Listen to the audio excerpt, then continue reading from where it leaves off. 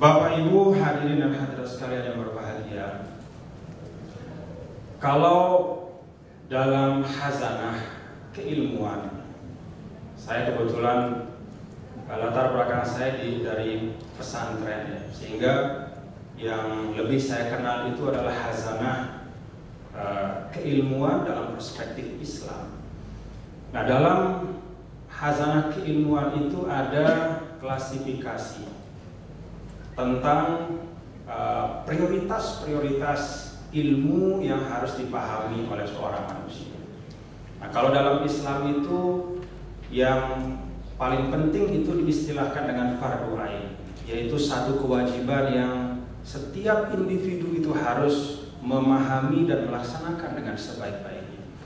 Biasanya yang fardu ain itu adalah kewajiban ibadah individual.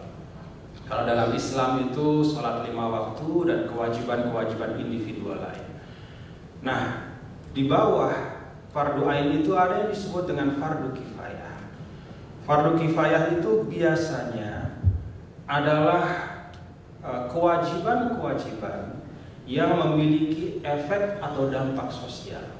Jadi tidak hanya individual tetapi punya kemanfaatan secara sosial.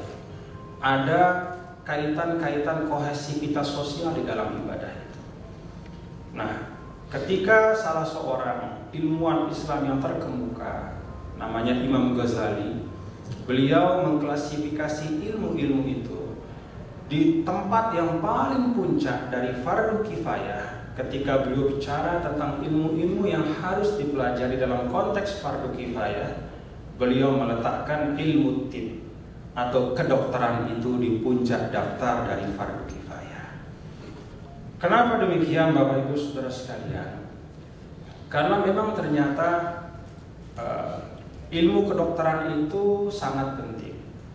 Dan di dalam catatan sejarah, peradaban-peradaban yang hebat-hebat itu, termasuk diantaranya peradaban Islam dan peradaban sebelumnya, salah satu ciri utama peradaban itu hebat adalah apabila ilmu kedokteran itu maju.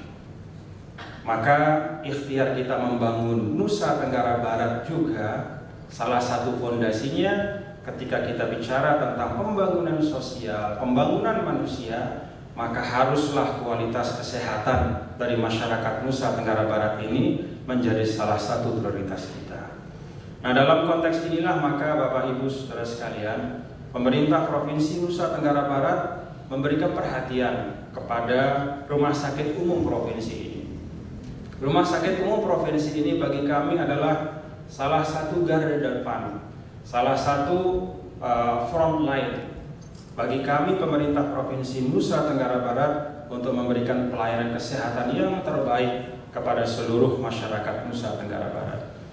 Rumah sakit ini dibangun Bapak Ibu Saudara sekalian, para dokter yang mungkin sudah senior tahu persis bagaimana panjangnya proses membangun rumah sakit ini. Kepada bapak-bapak para surveyor tamu kami, inilah effort atau usaha yang terus-menerus kami lakukan dari tahun ke tahun, dan mudah-mudahan dalam 1-2 tahun ini proses pembangunan yang cukup lama ini insya Allah dapat dituntaskan.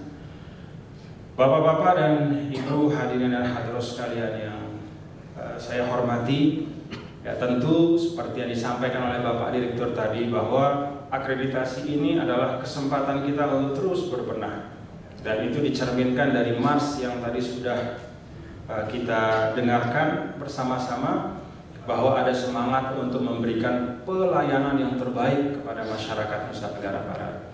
Harapan saya kepada para surveyor, bapak-bapak dan ibu, semoga bapak ibu bisa mengapresiasi ikhtiar dan usaha kami di Nusa Tenggara Barat dan bisa memberikan dukungan dan support insya Allah dalam bentuk akreditasi yang kita harapkan bersama. Ya, kalau ada kurang-kurangnya ya nanti dipesan-pesan lah kepada saya Pak ya.